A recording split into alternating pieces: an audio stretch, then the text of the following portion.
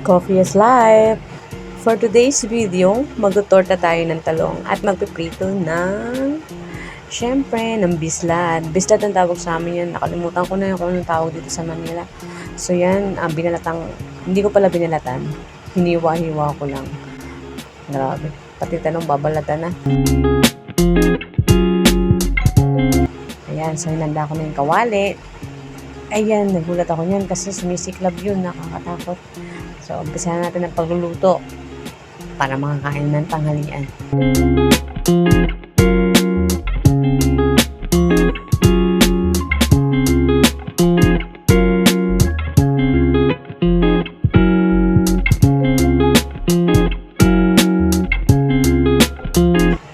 Okay, tapos na. Babaliktarin ko na para maluto yung kabila. Charan, luto na. So, auhunin na natin para mailagay na natin yung second batch.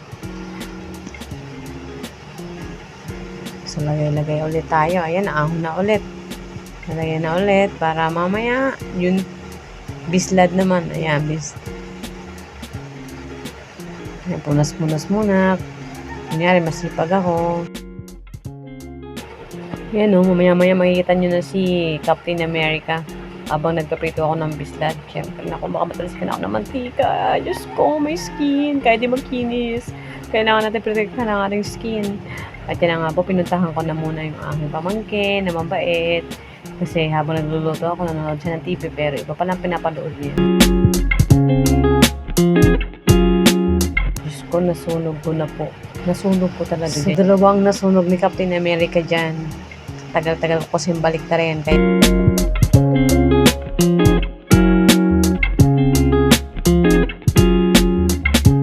Kaya yan, tapos na ang aking vlog.